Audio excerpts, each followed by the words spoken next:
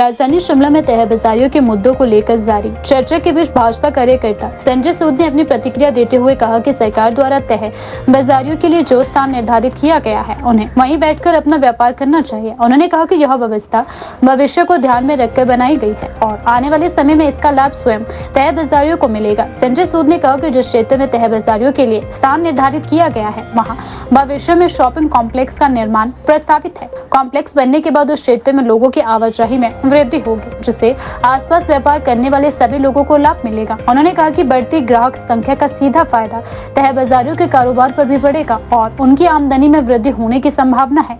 उन्होंने कहा कि किसी भी नई व्यवस्था को लागू करने के दौरान शुरुआती दौर में कुछ कठिनाइयों का सामना करना पड़ता है। स्थान परिवर्तन, ग्राहकों के लिए नई आदतें और व्यापार को नए माहौल के अनुरूप ढालने का समय लगता है, लेकिन दीर्घकालिक दृष्टि से यह फैसला लाभदायक साबित हो सकता है। संजय सूद ने कहा कि सरकार का उद्देश्य शहर में व्यापारिक गतिविधियों को व्यवस्थित करना और भविष्य में जरूरतों के अनुरूप आधारभूत सुविधाओं का विकास करना है। उन्होंने कहा कि प्रस्तावित शॉपिंग कॉम्प्लेक्स बनने के बाद क्षेत्र में आधुनिक सुविधाएं विकसित होगी, जिससे स्थानीय व्यापार को नई पहचान मिलेगी। देखिए, ये सच्चाई है कि हाईकोर्ट के ऑर्डर हैं और बाज़ार में तय बाजारी की वजह से बहुत दिक्कतें आ गई हैं और जेन्युइन तय बाजारी बहुत कम है। इसलिए माननीय उच्च न्यायालय के आदेशों को नगर निगम द्वारा जो पालन किया जा रहा है वो ज़रूरी भी है, मगर साथ के साथ हमें जो तय बाजारी है उनके रोज़गार के विषय में भी सोचना है।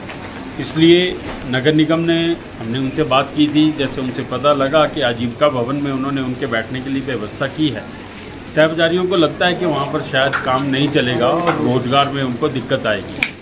तो मेरा ये तय बाजारियों से निवेदन रहेगा, जो जेन्युइन तय बाजारी है, जिनके कार्ड बने हैं, जो यहाँ पर काफ़ी समय से बिजनेस कर रहे हैं, कि जो ये स्ट्रीट वेंडर कमेटी जो है केंद्रीय सरकार के द्वारा आई थी, उसके तहत जो है वो आजीविका भवन में उनके लिए स्थान चिन्हित किए गए। मुझे लगता है कि आज की परिस्थितियों के हिसाब से उन्हें तुरंत वहाँ पर जो है बैठ जाना चाहिए और आने वाले समय में वहाँ पर सब्जी मंडी में एक बहुत बड़ा शॉपिंग कॉम्प्लेक्स भी बनने वाला है और उससे जो है उस तरफ जो है फुटफॉल बढ़ेगा और उनका काम भी चलेगा। अभी शुरुआती उसमें थोड़ी दिक्कतें रहेंगी, मगर नगर निगम और हमारे जो तय बाजारी है इनको मिलके इसका समाधान निकालना चाहिए और निकालना पड़ेगा।